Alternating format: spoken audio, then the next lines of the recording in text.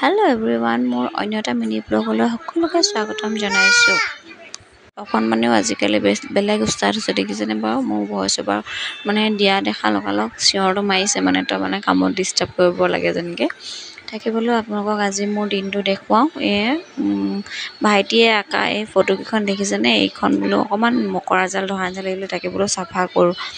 চাফা কৰি হোৱাৰ পিছত এয়া আমাৰ ফটোখিনি আমাৰ অকণমানি মনৰ মানে জন্মৰ ফটোৰ পৰা আৰম্ভ কৰি এতিয়া 9 মাহলৈকে তাৰ ফটোখিনি তাত মানে থোৱা হ'ল। তাৰপিছত দেউতা মাৰ আকৌ আমাৰ মন প্ৰথমবাৰ ঘৰলৈ অহা ফটো এনেকৈ ৰখা হৈছে।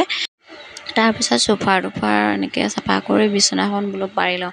বিচনাখন মানে খিৰিকীখনে বহুত পোহৰ আহে কাৰণে এনেকৈ ডাঠ বিচনা চাদৰ এখন পাৰি থৈ দিওঁ। তাৰপিছত সেইখন গুচাই পিনে বোলো বিচনাখন পাৰি লওঁ। বিচনাখনত মানে এইখন দেখিছেনে? আমাৰ মনে কালি বেয়া কাম এটা কৰিলে, সেইকাৰণে তলত আৰু এখন কাপোৰ পাৰি থোৱা আছিলে দেই। তাৰপিছত বিচনা পাৰি হৈ গ'ল।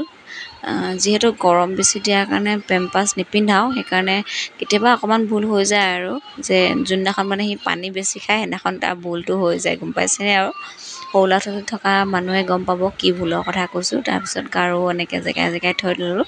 তাৰপিছত আজি বোলো মই আপোনালোকক ইখন বিচনাও দেখুৱাম দেই। ইখন বিচনা কিমান খেলি মেলি হৈ থাকে দেখিছেনে?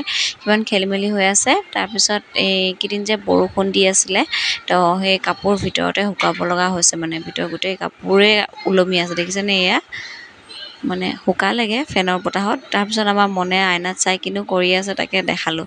তাৰপিছত এয়া পেনৰ জেগাত আৰু চোলাৰ ভাগে দুটা বাস্কেটত ভৰাই ল'লোঁ। তাৰপিছত এইখন বিচনা খালী হৈ গ'ল আৰু লগতে মোৰো কাপোৰ কেইটামান আছিলে জাপি ল'লোঁ। জাপি লোৱা হোৱাৰ পিছত পাকঘৰত যিহেতু ভাত পানী বনাই হৈ গ'ল, বোলো পাকঘৰটো অকণমান চাফা কৰি লওঁ। এয়া পাকঘৰ ভাত বনোৱা হোৱাৰ পিছত লগে লগে যদি এনেকৈ গেছটো মোহাৰি দিয়া হয় তেতিয়া ধুনীয়া হৈ থাকে, নহয়নে বাৰু? নহ'লে দাগটো লাগি যায়। এয়া মই মুচি হৈ গ'ল। মুচি হৈ এয়া অকণমান বহিছোঁ। চুলি ফণিওৱা হোৱাই নাই আজিলৈ বাই।